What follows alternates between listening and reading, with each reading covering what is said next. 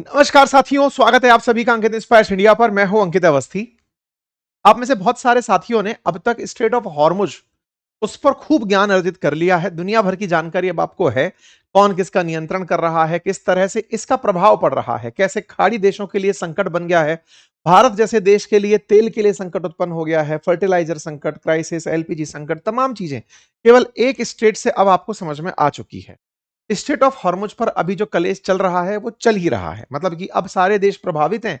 जिस तरह की लड़ाइयां चल रही हैं उसका असर अब लोगों को यूज टू हो गया है कि ठीक है साहब, न्यूज है कि यहां से कुछ हो रहा है। लेकिन इस घटना से प्रेरित होकर के दुनिया में दो जगह और खाड़ियों को निशाना बनाया जा रहा है। ईरान खुद रेड सागर पर नजर बना के बैठा है, ये तो एक पार्ट है। लेकिन जिस रशिया यूक्रेन युद्ध को लगभग 4 साल से अधिक का समय बीत चुका है, वो अपने युद्ध में एक नया एंगल ऐड कर गए हैं। और वो क्या है साथियों? ये जो जगह आप देख रहे हैं अभी मैप पर, ये छोटा सा जो समुद्र दिख रहा है, इसे सी ऑफ अजोव कहा जाता है। सी ऑफ अजोव के साथ में एक नीचे की तरफ सी दिख रहा है, ये ब्लैक सी कहलाता है।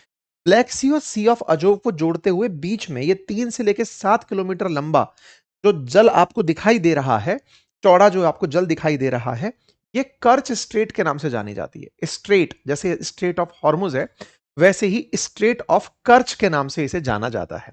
ये कर्च स्ट्रेट इन दिनों चर्चा में है।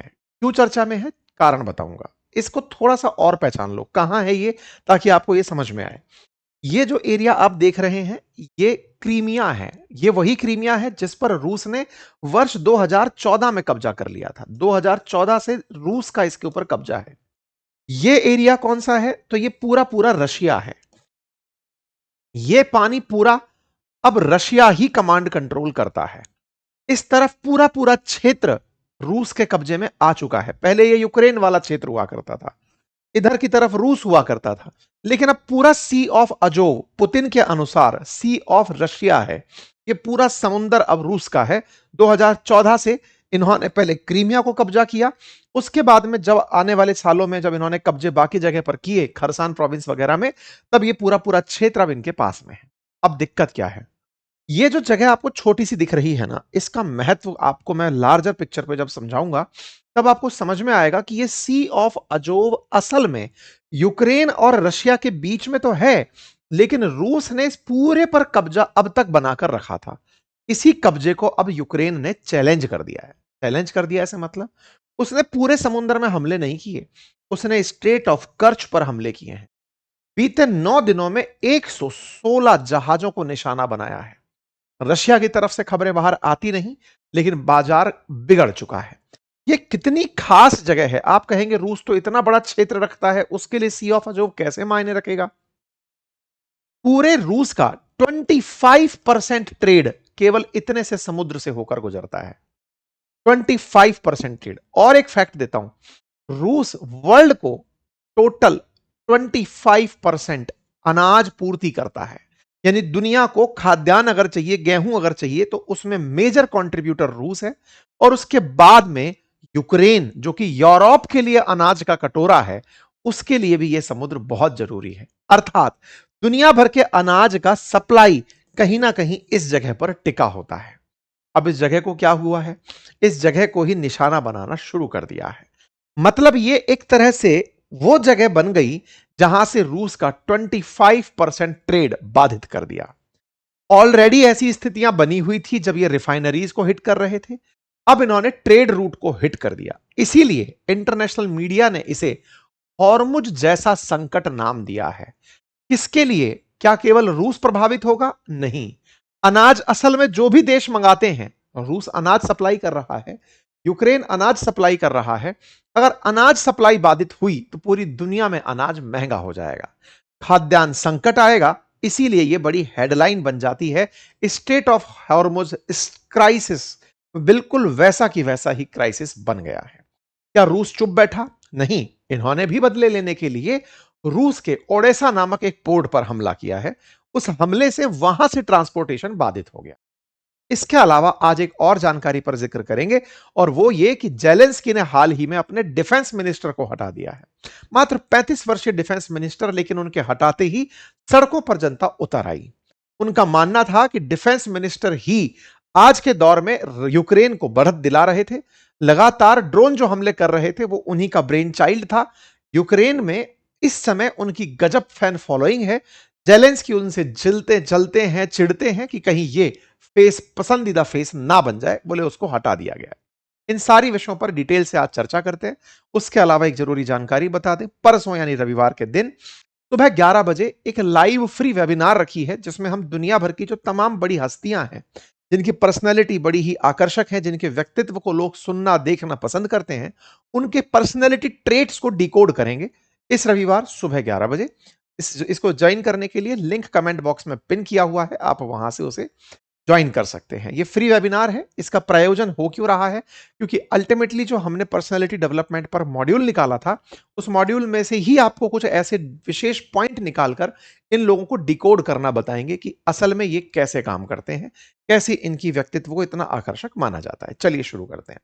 तो सबसे पहले अब मैं आपको लोकेशंस के साथ इस बात को समझाते हुए मैप पर लेकर चलता हूं। दुनिया आपके सामने कुछ इस तरह से ग्लोब पर दिखाई देती है। क्योंकि मैंने इसको भारत पर फोकस किया हुआ है, तो आप इसे इस तरह से देख सकते हैं। विश्व को समझने के लिए थोड़ा सा मैं आपको पर्सपेक्टिव दे देता हूं। भारत से यदि आपको, मैं दोनों ही मैप के माध्यम से समझाने का प्रयास करता हूं एक बार के लिए। भारत से अगर आपको पश्चिम की तरफ जाना हो, तो आप निकलते हुए बाबे मंडल से होते हुए लाल सागर और स्वेज कैनाल से होते हुए जिस सागर में पहुंचते हैं, उसका नाम भूमध्य सागर है। भूमध्य बोले तो मेडिटेरेनियन सी। मेडिटेरेनियन सी के उत्तर में यूरोप है, दक्षिण में अफ्रीका है। इसको और आसानी से देखते हैं। आप यहां पर मेडिटेरेनियन सी में पहुंचते हैं और मेडिटेरेनियन सी के अंदर उत्तर में यूरोप और दक्षिण में अफ्रीका है। दुनिया में कभी राज करने वाला यूरोप असल मायने में इसी समुद्र के आसपास बहुत ज्यादा प्रॉस्पेरिटी पाया है। इसीलिए मेडिटेरेनियन सी को रेड सी से कनेक्ट करने का प्लान भी यूरोपियंस के दिमाग में ही आया था। चलिए कोई बात नहीं, अब आगे बढ़ते हैं। साथियों, आप जैसा सब जानते हैं कि रशिया का एक बड़ा हिस्सा यूरोप में आता है और उसी यूरोप के साथ कनेक्ट करते हुए दो प्रमुख समुद्र हैं, सी हैं। अब उन तक भी आपको लेकर चलता हूं। देखिए, आपको यहां पर एक प्रमुख समुद्र दिखाई दे रहा है जिसका नाम है ब्लैक सी। ये जिस ब्लैक सी की मैं आपके साथ जिक्र कर रहा हूं, इस ब्लैक सी को आप इस तरह से भी एक और बोल्ड इमेज में देख सकते हैं। ये ब्लैक सी कनेक्ट कई सारे देशों को करता है, जिसमें से रोमानिया है, यूक्रेन है, तुर्की है, रशिया है। लेकिन उन ब्लैक सी के साथ कनेक्टेड जगहों में एक और सी ब्लैक सी से कनेक्टेड है जिसका नाम है सी ऑफ अजोव। मैं आपको फिर से लेकर के चलता हूं सी ऑफ अजोव की तरफ। ये रहा सी ऑफ अजोव। ब्लैक सी में जॉर्जिया भी खुला हुआ है, रशिया भी खुला है, यूक्रेन खुला है, रोमानिया खुला, बुल्गारिया खुला, तुर्की खुला। ये सब ब्लैक सी के अंदर है। लगभग $3 ट्रिलियन का व्यापार अकेले ब्लैक सी से होकर निकलता है। अब आप पूछेंगे ब्लैक सी मेडिटेरेनियन सी तक कैसे पहुंचता है? तो देखिए, यहां से होते हुए सी ऑफ मरमरा, यहां पर तुर्की के बीचों बीच स्थित एक जगह है जहां से बॉस्फोरस स्ट्रेट के थ्रू ब्लैक सी से सामान पहुंचता है। फिर मरमरा से डार्डेनलस स्ट्रेट के थ्रू एजियन सी के अंदर पहुंचता है और फिर यहां से होकर के मेडिटेरेनियन सी में पहुंचता है। मतलब समझिए कि तुर्की आज दुनिया के लिए इतना महत्वपूर्ण क्यों है। उसके प्रमुख कारण में है कि वो ब्लैक सी को मेडिटेरेनियन सी से जोड़ने वाली जगह पर बैठा है। जब हम कई बार विश्व इतिहास की बात करते हैं, कहते हैं कि तुर्की ऑटोमन एम्पायर से लेकर अब तक इतना की पोजीशन कैसे बना हुआ है, तो बोले इसने कुस्तुनतुनिया पर, जो कि आज इस्तांबुल के नजदीक है, उस पर कब्जा जमा लिया था। ये वही बॉस्फोरस स्ट्रेट के आसपास की बातें हो रही हैं। कोई बात नहीं। ब्लैक सी चूंकि 6 देश उसमें खुलते हैं, उससे कनेक्टेड एक छोटू सा समुद्र और है जिसका नाम है अजोव सी। आपके दिमाग में एक बहुत प्यारा सा सवाल आएगा और वो ये, इतना बड़ा समुद्र पड़ा है तो सी ऑफ अजोव इतना मायने क्यों रखता है? अब आपको थोड़ा और डिटेल में लेके चलूंगा। यहां से यहां तक की यात्रा आपने कर ली। सी ऑफ अजोव ब्लैक सी से कनेक्टेड एक छोटी सी स्ट्रेट से है। स्ट्रेट बोले तो पानी वाला रास्ता, जैसे हॉर्मुज स्ट्रेट है ना, यहां पर कर्च स्ट्रेट के थ्रू ये जुड़ा हुआ है। जब आप इस सवाल से झगड़ रहे होंगे, उसी समय पर मैं आपको एक ऑल्टरनेट रास्ता देता हूं। साथियों, एक और छोटा सा समुद्र देखिए जिसका नाम है कैस्पियन सागर। ये जो कैस्पियन समुद्र है ना, असल में ये झील कहा जाए तो बेहतर होगा, क्योंकि समुद्र की खासियत होती है कि वो किसी अन्य वाटर बॉडी से जुड़ा हुआ होता है। ये चूंकि आइसोलेटेड है, इसलिए आप इसे एज ए झील कंसीडर कर सकते हैं। दुनिया का जितना भी पानी है वो दूसरे पानी से जुड़ा हुआ है।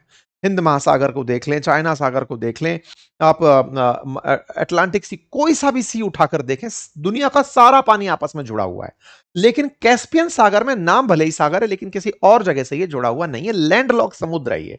तो समुद्र की काबिलियत इसमें है नहीं, ये झील है। अब क्या है, इस समुद्र के अंदर एक नदी आकर के खुलती है जिसका नाम है वोल्गा नदी। ये जो वोल्गा नदी है ना, ये रशिया के अंदर की सबसे बड़ी नदी है।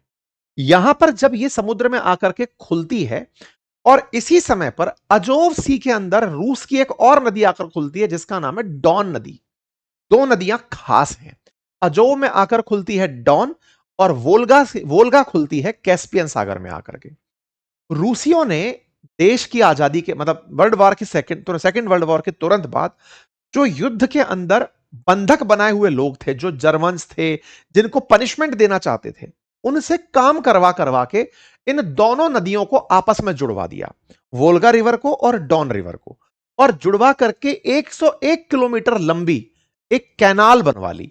बिल्कुल वैसे ही जैसे आप स्वेज कैनाल समझते हैं, जिसे डॉन और वोल्गा कैनाल कहते हैं। आपको जानकर आश्चर्य होगा, आज पूरे रूस में 7500 किलोमीटर लंबा वाटरवे बना हुआ है। मतलब पानी अंदर से, देश के अंदर से नदियों के माध्यम से, जहाजों के माध्यम से ट्रेड करता है। इनलैंड वाटरवेज बने हुए हैं। ठीक है, अब जो ये खास मैंने 101 किलोमीटर की आपको जगह बताई, इससे अब आपके दिमाग में एक बात पता होनी चाहिए कि चूंकि सी ऑफ अजोव जो है, यहां से डॉन रिवर में जहाज घुसता है, इस कैनाल से घुसकर वोल्गा नदी में घुसता है, और वोल्गा नदी से कैस्पियन सागर में आता है। और कैस्पियन सागर के साथ में बहुत सारे छोटे छोटे देश, जैसे अजरबैजान जुड़ा हुआ है, तुर्कमेनिस्तान जुड़ा हुआ है, कजाकिस्तान जुड़ा हुआ है, ईरान जुड़ा हुआ है। इन सारे देशों में ट्रेड होता है। मतलब समझिए, जिस ईरान को आप स्ट्रेट ऑफ हॉर्मुज से बंद करने की सोचते हैं, वो अपने लिए व्यापार का एक रास्ता इस वाले कैस्पियन सी से होते हुए, वाया रशिया होते हुए, सी ऑफ अजोव से होते हुए, ब्लैक सी के माध्यम से भी बाजार में पहुंचा देता है। अर्थात अगर आपको यह लगे कि स्टेट ऑफ हॉर्मुज बंद तो ईरान बंद हो गया, आंसर है बिल्कुल नहीं। ईरान ने बकायदा चाइना से एक ट्रेन रूट अलग ले रखा है, और यहां से एक वाटरवे अलग ले रखा है। आप इन दोनों बिंदुओं को समझिए। अब हुआ क्या है, हुआ यह कि इस पूरे समुद्र में हमले होते, इससे बेहतर यूक्रेन वालों ने कर्च स्ट्रेट पर हमले कर दिए, कि बेटा गेट पर ही हमले कर दिए। 116 जहाजों को निशाना बना दिया। यहां पर खड़े हुए जहाज सारे दुबक गए, साइडों में हो गए चलना बंद, कि साहब अब नहीं चलेंगे हम। ऐसा होते ही व्यापार में त्राहिमाम है, क्योंकि अल्टीमेटली केवल रशिया नहीं, ये बाकी जो डिपेंडेंट देश थे उन पर भी वार हो गया है। उम्मीद करता हूं कि आपको केवल एक ही बार में सी ऑफ अजोव की स्टोरी समझ में आ गई हो। अर्थात यूक्रेन ने सी ऑफ अजोव पर नहीं, या कर्च स्टेट पर नहीं, असल मायने में रूस की दुखती नग नस पर हाथ डाल दिया है। उम्मीद करता हूं कि अब आपको यह बात बेहतर तरीके से समझ में आ गई हो। कितनी खास है, कैसे है, वो मैंने आपको बता दिया। ये आप कैनाल्स देख लीजिए, ये रहा डॉन रिवर, ये रही वोल्गा रिवर, और इनको जोड़ने के लिए 101 किलोमीटर की इन्होंने एक स्ट्रेट बनाई हुई थी, एक कैनाल बनाई हुई थी, जिससे इन्होंने काम 1952 के अंदर कंप्लीट कर लिया था। ठीक है साहब, यहां तक हुई सारी बातें। अब सवाल समझ में यह आता है कि सर, जो मैप आपने थोड़ी देर पहले दिखाया, उस मैप के अंदर अजोव सी के एक तरफ तो यूक्रेन जुड़ा हुआ है, तो यूक्रेन का कब्जा नहीं है क्या? बिल्कुल सही समझ रहे हैं आप। लेकिन रूस ने समय रहते रहते इस पूरे अजोव को अपने कब्जे में ले लिया। मतलब इस अजोव से कनेक्टेड जितना भी बॉर्डर एरिया है, चाहे क्रीमिया से या यूक्रेन से, आज रूसी सेना चारों तरफ है। तो फिर साहब यूक्रेन कैसे जगह बना रहा है यहां पे? यूक्रेन ने असल में यहां पर ड्रोन से हमला करना शुरू किया हुआ है। मतलब समझिए कि इस जगह पर इनका जो टारगेट पहले रिफाइनरी था, कि रिफाइनरी पर हमला कर दो, रिफाइनरी से रूस के अंदर तेल संकट उत्पन्न हो जाएगा, वो आपने और हमने खूब चर्चा की। अब इन्होंने एक्सपोर्ट पर हमला कर दिया है, कि तुम्हारे पास $400 बिलियन का एक्सपोर्ट है, हम उसको अब निशाना बना रहे हैं। साथियों, मैं आपको कुछ तस्वीरें दिखाता हूं जो यूक्रेन की तरफ से आई हैं, कैसे एक एक करके चुन चुन के जहाजों को निशाना बनाया जा रहा है। आप अगर तस्वीरें देखेंगे ना, उससे अंदाजा लगा लेंगे कि ये बकायदा ना केवल हमले करते हैं, बल्कि उसकी रिपोर्टिंग करके रूसी लोगों का कॉन्फिडेंस तोड़ते हैं और रूस पर निर्भर या रूस से प्रभावित जितनी भी दुनिया के देश हैं, उन सबको टारगेट करते हैं कि लो बेटा, संदेश पार प्राप्त कर लो कि हम कुछ कर रहे हैं। एक एक करके इन्होंने, आप इन तस्वीरों को अगर गहराई से देखें तो लगती हुई जहाजों की आग और लपटें आपको यह बताने के लिए पर्याप्त हैं कि कैसे यूक्रेन ने रशिया को नुकसान पहुंचाया। दूर दूर से दृश्य निकल कर आ रहे हैं कि इनके जहाजों को लगातार निशाना बनाया जा रहा है। तब अब जब इतना निशाना चल ही रहा है, ये तमाम तस्वीरें निकल कर आ रही हैं, तो अब क्या हो रहा है? तो अब हो कुछ नहीं रहा है। रूस अपनी तरफ से दिखा रहा है कि देखो, हम उनके जहाज उड़ा रहे हैं। कुल मिलाकर के जहाज उड़ना जारी है। जो पानी के जहाज हैं, ये उड़ गए हैं, अब खत्म हो गए हैं। ठीक है साहब। अचानक सी ऑफ अजोव खाली होने लगा है। जब आप बम धमाके इतने देखने लगेंगे तो आप सैटेलाइट इमेज से अंतर लगा लीजिए। ये जून 2026 का है और ये जुलाई 2026 का दृश्य है। जून 2026 में इतना जहाज खड़ा था जो छोटी छोटी बिंदी बनकर देखा है, यहां पर अब कोई जहाज आपको दिखाई नहीं दे रहा है। इस सी से पेट्रोलियम पदार्थ लगभग 25% ट्रेड होता है, अनाज ट्रेड होता है, कोयला ट्रेड होता है। अचानक अब आप इसको वार कर दिए तो आप समझ सकते हैं दुनिया पर मेजर एक्सपोर्ट क्राइसिस, फ्यूल का भी आएगा, मेटल स्टोन का भी आएगा, एग्रीकल्चरल गुड्स का भी आएगा। आप ऐसे समझिए कि 265 मिलियन टन कार्गो यहां से होकर के अजोव सागर से होकर निकलता है, क्योंकि इसके कई मेजर पोर्ट्स इस अजोव सागर में हैं या कर्च स्ट्रेट पर हैं। अब इनको जब निशाना बनाया गया तो पूरी तरह खेल प्रभावित हो गया। कहने का मतलब यह है कि रूस को बढ़िया नुकसान हुआ। बदले में वो उड़ीसा के ऊपर हमला कर रहा है। ओडिशा, ओडेसा करके जगह, उड़ीसा नहीं ओडेसा करके यूक्रेन के अंदर जगह है, जहां पर रशियंस अपने आप को लेकर खुशी पा रहे हैं कि हमने बदला ले लिया। ये तो हो गया साहब इन दोनों की लड़ाई झगड़ा। आज की खबर का पार्ट 2 पर चलते हैं। पार्ट 2 ये कि जेलेंस्की ने अपने रक्षा मंत्री को पद से हटा दिया है। अब ये क्या कहानी है, देखो साहब। जेलेंस्की के रक्षा मंत्री, जिनका नाम है मिखाइलो फेदोरोव, ये मात्र 35 वर्षीय, बहुत ही कम उम्र के और बहुत ही साइंटिफिक टेम्परामेंट के व्यक्ति हैं। इनकी सेना जनरल्स के साथ बातचीत नहीं बन रही थी। इनका लड़ाई क्या थी इनकी? इनका कहना यह था कि जो सेना है वो कन्वेंशनल वॉरफेयर में फंसी हुई है। सैनिकों को युद्ध करने क्यों भेजना जब युद्ध रोबोट लड़ सकता है, जब ड्रोन से हमले किए जा सकते हैं। जब जेलेंस्की ने इन्हें हटाया तो आप ये जो लोग आते हुए देख रहे हैं, ये प्रोटेस्ट करने सरकारी बिल्डिंग्स के सामने यूक्रेन में एकत्रित होती हुई जनता है, जो विरोध करने आ रही है कि जेलेंस्की आपने इन्हें हटा क्यों दिया। यहां पे तमाम शहरों के अंदर उनके समर्थन में उमड़ी हुई जनता यूक्रेन के अंदर आप देख सकते हैं, जो कह रहे हैं कि हमें हमारा रक्षा मंत्री वापस चाहिए, अन्यथा आप इस बात का परिणाम भुगतेंगे। अब धमकाया जा रहा है रक्षा मंत्री के नाम पर। तो साहब, रक्षा मंत्री ऐसा क्या करामाती आदमी था? आप सबने रूस यूक्रेन युद्ध में बहुत लंबे समय बाद यह सुना कि यूक्रेन की वापसी हो रही है, मतलब रशिया पीछे हट रहा है। रूस के अंदर घुस घुस करके कभी रिफाइनरी, तो कभी कर्च स्ट्रेट, तो कभी कहीं, सब जगह अब हमले हो रहे हैं। कारण ड्रोन। ड्रोन अचानक किसी ने दे नहीं दिए, इन लोगों ने डेवलप किए, बनाई, रिसर्च इंजीनियरिंग से उस काम को किया और करके जो आज हाल मचाया है वो आपके सामने है। इसी कारण से लोग इन्हें चाह रहे हैं।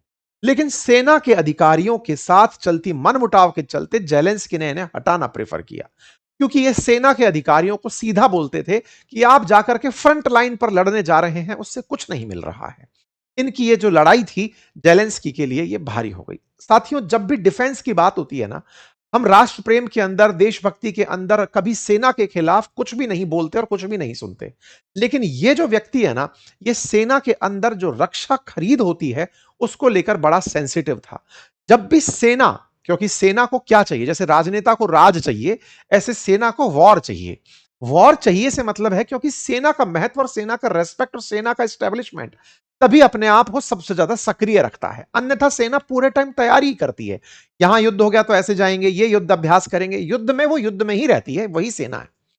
सेना को ऐसे समय पर भयंकर डिफेंस इक्विपमेंट की जरूरत होती है।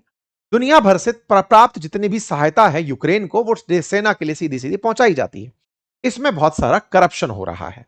यूक्रेन में जेलेंस्की के ऊपर तमाम ऐसे आरोप लग रहे हैं कि जेलेंस्की करप्शन कर रहे हैं, और करप्शन में जो भी लोग इन्वॉल्व हैं वो नहीं चाहते कि डिफेंस मिनिस्टर ऐसा आदमी हो जो सेना को कम सामान के साथ काम करने की बात करे। आप पूछेंगे ऐसा क्या कर दिया? तब हुआ ये कि ये व्यक्ति 6 महीने से डिफेंस संभाल रहे थे, उससे पहले भी इन्होंने डिफेंस में कुछ इंटरफेरेंस किया हुआ था। राजनीति में तो ये मतलब डिप्टी प्राइम मिनिस्टर बने हुए 2019 से। सीन ये है कि इन भाई साहब ने पहले डिजिटल मंत्री रहते हुए डिफेंस मिनिस्टर से पहले ऑनलाइन पोर्टल बना दिया और ऑनलाइन पोर्टल बनाते हुए यह कहा कि जो हमारे सैनिक युद्ध के समय जो वेपन खरीदना चाहें इस ऑनलाइन प्लेटफॉर्म से खरीद लें। मतलब इन्होंने रक्षा खरीद को बंद कमरों में होने वाली रक्षा खरीद से अमेजन और फ्लिपकार्ट की तरह वेपन सैनिक खरीद सकते हैं यह प्रोसेस दे दिया कि जिस सैनिक को जो जरूरत है खरीद ले, सरकार पैसा दे देगी। और सरकार को भी यह पता चल गया कि इतने में यह उपलब्ध करानी है। इससे क्या हुआ, फेयर प्राइस कंपटीशन हो गया। जो भी कंपनी बाजार से निकलकर वहां पर मार्केट में लिस्ट करना चाहती हैं अपनी गन्स को, अपनी तमाम चीजों को वो वहां पर करके सैनिकों का विश्वास जीत रही हैं। इससे रक्षा क्षेत्र में जुड़ी हुई बड़ी सारी रक्षा लॉबी को इनसे दिक्कत होने लगी। तो दो लोगों को बड़ी दिक्कतें हुई, मतलब यूक्रेन के जो बड़े जनरल्स हैं और जो डिफेंस लॉबी जो पैसा कमाना चाहती है उसे। परिणाम क्या निकला, इन्हें पद से हटा दिया गया। अब इनका पद से हटना निश्चित ही रूस के लिए तो फायदे की चीज है, लेकिन ठीक बात है, मतलब यूक्रेन के अंदर जिस प्रकार का प्रतिरोध है वो ये दर्शाता है कि यूक्रेनियंस युद्ध तो लड़ रहे हैं लेकिन पूरा देश पूरी तरह ऑब्जर्व कर रहा है कि कौन सा राजनेता क्या चल रहा है। उम्मीद करते हैं कि आपको दोनों जानकारियों से अवगत हमने ठीक से करा दिया होगा। आपको जानकारी पसंद आ गई हो तो साथियों से साझा करें। चैनल पर नए हैं तो एक सब्सक्राइब का बटन है साहब, वो दबा दें। उसकी रिक्वेस्ट आपसे इसलिए क्योंकि आप उसे सब्सक्राइब करते हैं, हमारा मोटिवेशन बढ़ता है। हम आपसे कोई उसमें शुल्क नहीं लेते। 0.3 सेकंड के अंदर आप उस बटन को दबा सकते हैं। साथ ही साथ अगर ऑलरेडी दबा रखा है उस बटन को तो लाइक करिए, साथियों से साझा करिए। चैनल पर नए हैं तो अपनी राय कमेंट बॉक्स में लिखिए। यह आपसे छोटी सी गुजारिश रहेगी।